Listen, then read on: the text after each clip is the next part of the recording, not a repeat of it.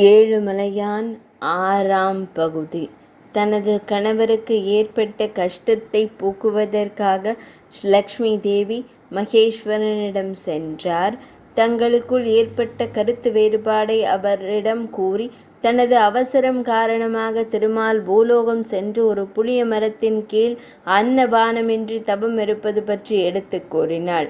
மகேஸ்வரர் அவளது கஷ்டத்தை போக்குவதாக வாக்களித்தார்.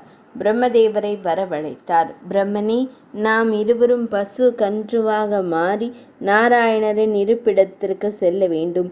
நம்மை லக்ஷ்மி சந்திரகிரி நாட்டின் அரசன் சோழராஜனுக்கு விற்று விடுவாள்.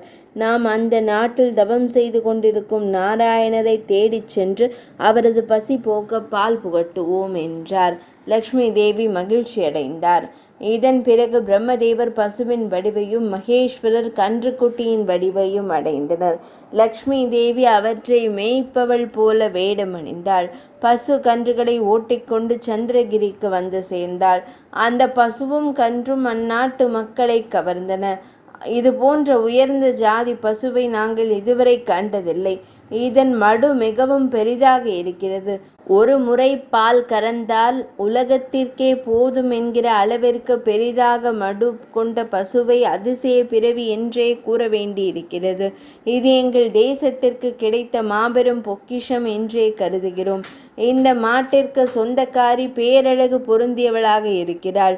லக்ஷ்மி கடாட்சம் இவள் முகத்தில் தாண்டவமாடுகிறது என்று புகழ்ந்து பேசினர். தங்கள் நாட்டிற்கு வந்திருக்கும் அதிசய பசு கன்று பற்றிய தகவல் அரண்மனைக்கு சென்றது. மன்னன் சோழராஜன் அவற்றை பார்க்க விரும்பினான். இதை எதிர்பார்த்து காத்திருந்த லக்ஷ்மி தேவியார் பசுக்களை ஓட்டிக்கொண்டு அரண்மனைக்கு சென்றாள். மன்னன் அந்த பசுக்களை பற்றி விசாரித்தான். பெண்மணியே, உனது நாடு எது?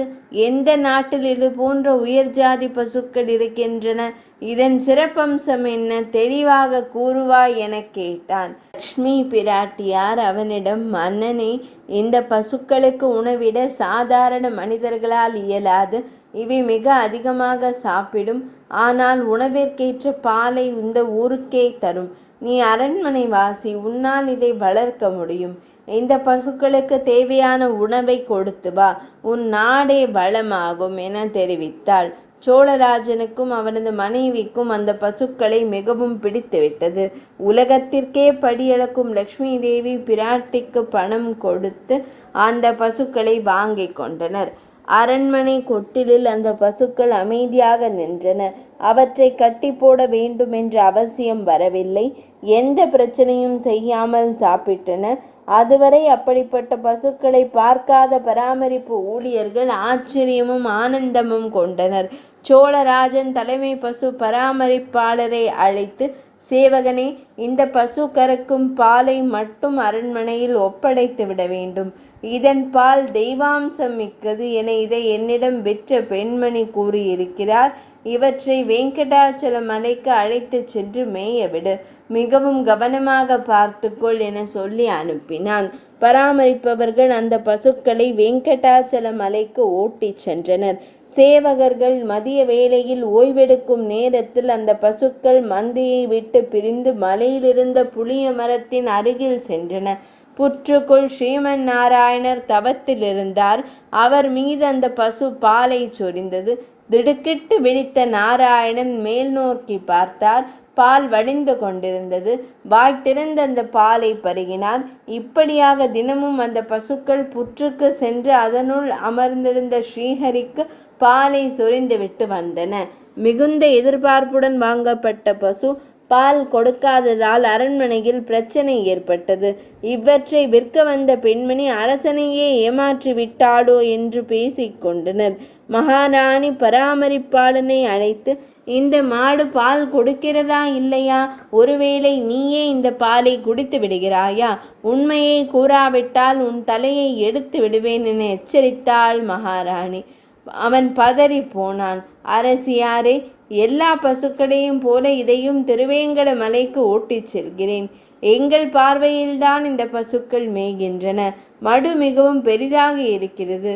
ஆனால் கறந்தால் பால் வருவதில்லை. இது என்ன அதிசயம் என்று எங்களுக்கு புரியவில்லை. மாய பசுக்களாக இவை இருக்கின்றன. என்று கூறி அவளது காலில் விழுந்தான். மகாராணிக்கு அவனது பேச்சில் நம்பிக்கை வரவில்லை. பொய்யனே, உன் பேச்சை நான் நம்ப மாட்டேன். மிகச்சிறிய கன்றை ஈன்றுள்ள இந்த பசுவுக்கு எப்படி பால் இல்லாமல் போகும்? இன்று ஒரு நாள் அவகாசம் தருகிறேன். நாளை முதல் எப்படியும் இந்த பசுவின் பால் அரண்மனைக்கு வந்தாக வேண்டும். இல்லாவிட்டால் உன்னை கொன்று விடுவேன் என மிரட்டி அனுப்பினாள். என்ன செய்வதென அறியாத பராமரிப்பாளன் மறுநாள் அந்த பசுவின் மீது ஒரு கண் வைக்க ஆரம்பித்தான். மதிய வேளையில் அவன் ஓய்வெடுக்கவில்லை. பசுக்கள் புற்றை நோக்கி சென்றன. பராமரிப்பாளன் பின் தொடர்ந்தான்.